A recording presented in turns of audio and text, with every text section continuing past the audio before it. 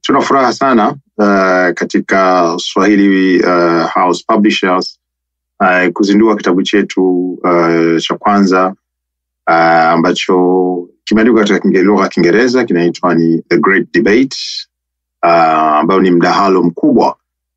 Is it permissible to use jinn in Islamic exorcism? Yani, je, inajuzu kutumia majini katika kazi hii ya kufanya ruqya ya Kiislamu?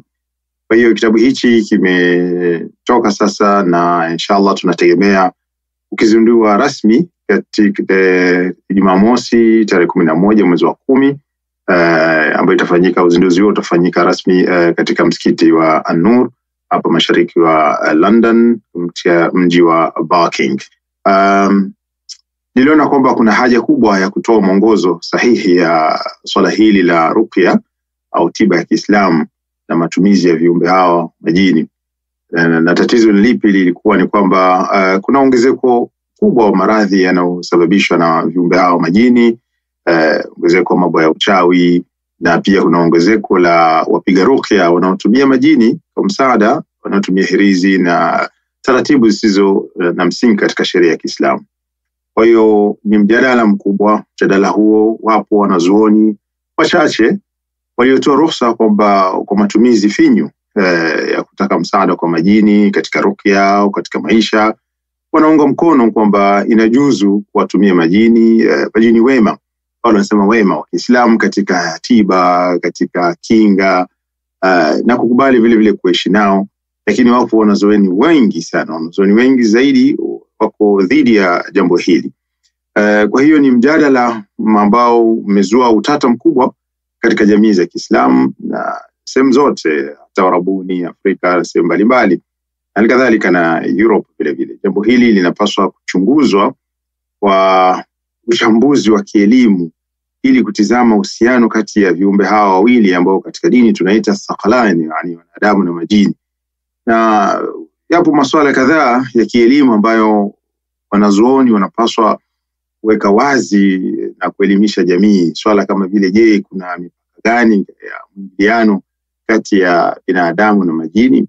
Swala lingine ni kwamba, je, inaruhusiwa kukubali kuishi na kushirikiana na majini katika maisha, wakusaidie kazi, wakusaidie elimu, wakusaidie riziki, wakusaidie kinga, mpaka wamshirikiane katika ibada. Kwa hiyo maswali mengi ambayo jamii zote zinahitaji kuelimishwa na dalili kutoka katika. Kwa hiyo kitabu hiki kimekusudia sana kufafanua hoja za wanazuoni kwa uadilifu ili kuondoa confusion na kulinda itikadi sahihi ya tauhid. Sambamba na hayo, tulitaka kufahamu pia kwa nini kampuni hiyo imechagua kuzindua kitabu hicho mapema na katika msikiti wa Al-Nur, na hapa anasema. Tumelenga kwa kufanya uzinduzi huu mapema kwa sababu maudhui ya kitabu yanagusa moja kwa moja maisha ya waumini. Na msikiti wa Nur pia umechaguliwa kwa sababu nyingi. Kwanza, mimi mwenyewe ni miongoni mwa khatibu katika msikiti huu wa Nur, na nimekuwa nikitoa darsa katika hasa miezi ya Ramadhani sambamba na mihadhara na mafunzo juu ya mada hii ya ruqya, mada kuhusu viumbe majini hawa. Na hivyo msikiti huu kuna historia na uhusiano wa karibu sana katika juhudi zangu za dini, za kielimu na za da'wa, na ndio maana tumeona ni mahali panapofaa kabisa ili kuanza kuzindua kitabu hichi. Na pia vile vile Masjid An-Nur ni sehemu kubwa ya jamii ya Kiislamu, hasa wengi wenye kutoka Afrika Mashariki, halikadhalika na watu wa Asia na nini, lakini ni sehemu kubwa sana ya kihistoria kwangu mimi, hasa katika da'wa na katika mambo mengi ya elimu. Na mwisho, tulitaka kufahamu ni faida gani msomaji atarajie kupata kupitia kitabu hicho, na vipi msikiti wa Al-Nur utafaidika na mauzo, na kuhusu pia upatikanaji wa kitabu hicho. Na hapa Imam Ahmad anasema. Nianze, faida kubwa itapatikana katika msikiti wa Nur. Matangazo yameshatoka na Swahili Voice ni moja katika channel ambazo zinasaidia katika kutangaza. Uzinduzi utafanyika pale na kitabu kitauzwa pale An-Nur.